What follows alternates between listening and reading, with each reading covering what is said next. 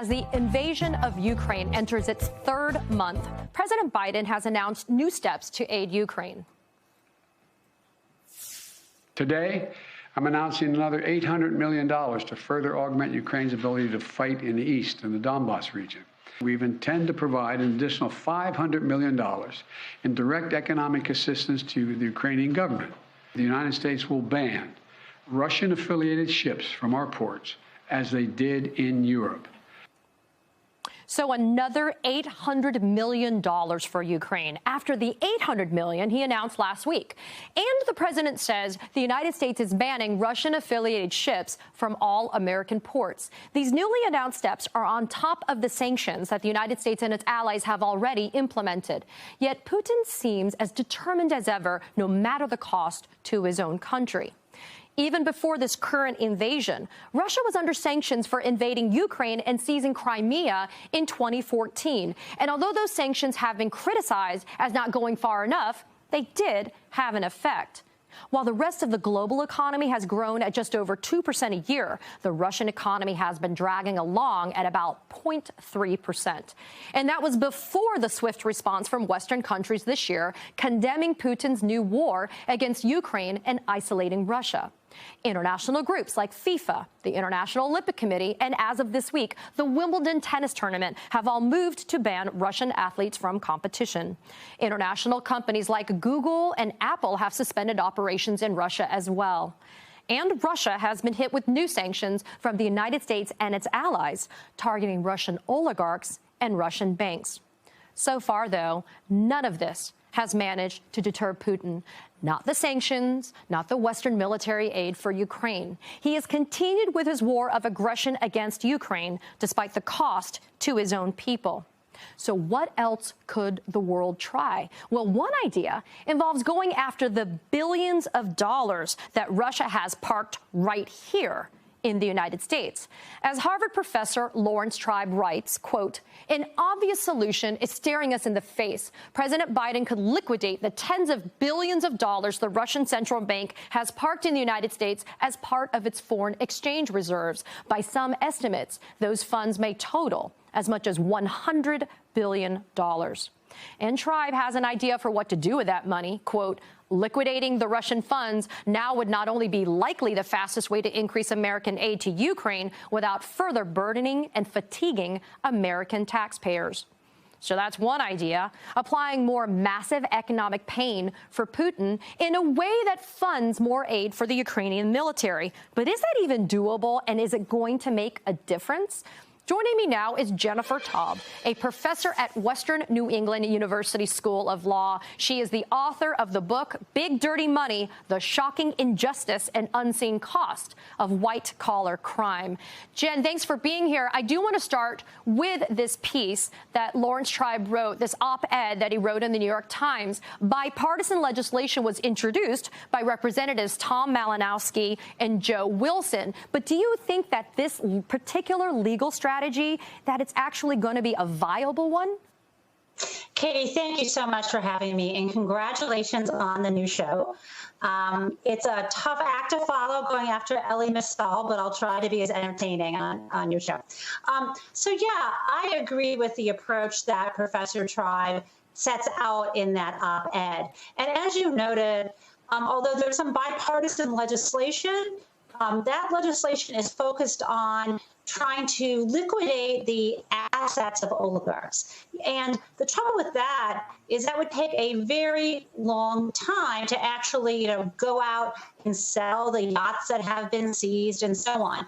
What Tribe is talking about is something that's fully grounded in law and really would help the Ukrainians get the weapons they need to have that overwhelming force against Russia to end that unjust, unprovoked genocidal war that they have launched. And what Tribe is going for here is having Joe Biden use the authority Congress gave him on something that dates back to 1977. It's called the International Emergency Economic Powers Act. And it may sound familiar to you because it's been used more than 60 times since its enactment by various presidents. And it's been used to do things like seize and freeze assets. But it's also been used to liquidate bank accounts and use and send that money on to victims or to other countries. And so this does have a history, and it would be legal. So, Jen, let's clarify some things so people understand that there is a distinction with a difference here. Specifically, what is the money that Russia has parked here in the United States, and how is it currently being frozen so that it can't just be taken out by Putin and others? That's such a great question, Katie. So what Russia has is about $100 billion in what's called foreign currency reserves parked here in the U.S. All over the globe, Russia has these foreign currency reserves, about $600 billion of them. What does this mean? Here we're talking about U.S. dollars in banks here. And the reason why they need the U.S. dollars is the reason why many other countries need U.S. dollars, because that's the currency in which not just goods are bought and sold, but borrowing is done and other payments are made, because we are the U.S. dollar is considered kind of a global reserve currency. So what the Fed did or what Treasury did shortly after the invasion of Ukraine was to freeze that $100 billion. And it's frozen under that same law, under the International Emergency Economic Powers Act. And Biden can use that same law because there has been an emergency declared way back, as you mentioned, in 2014 by President Obama with the invasion of Crimea. And that emergency has been reiterated in other orders by Joe Biden. So you can just use that same power and liquidate those assets and send them directly to Ukraine so they can fund this terrible, terrible war that has killed thousands of civilians, including children. So the Treasury Department announced Wednesday, Jen, that it was cracking down on Russians that are trying to evade current sanctions. Can you briefly explain how have the Russians been able to get around the sanctions so far? And what did the Treasury Department do yesterday to close up those loopholes? That's a great question, right? We keep hearing about these different sanctions. And as mentioned, some of the sanctions in place actually date back to 2014. So what's fascinating about yesterday is it's a really good move. There's some loopholes that are trying to crack down. One was going after some cryptocurrency miners. But the most interesting part of yesterday to me was the mention of someone by the name of Konstantin Malofeyev.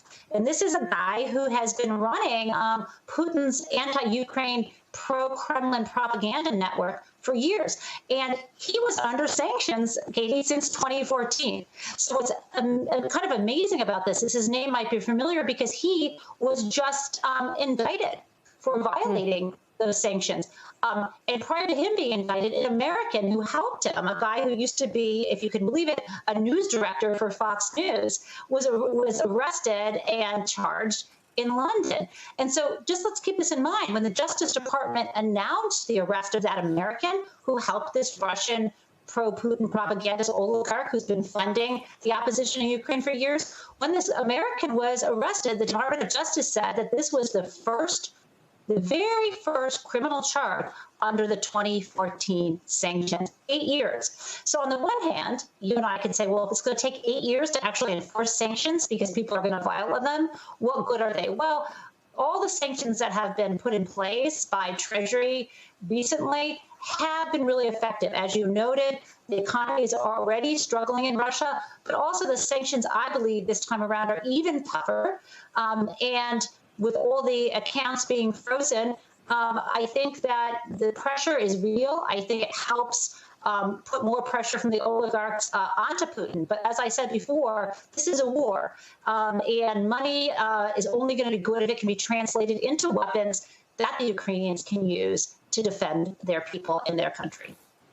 You know, Jen, time is actually money now, and it's invaluable for the Ukrainians to be able to have an exit from having to deal with this. So we hope that you'll come back and you'll be able to explain in even more detail whether or not this Biden strategy is going to work, if it is one that Biden decides to adopt as proposed by Laurence Tribe. Thank you for being here.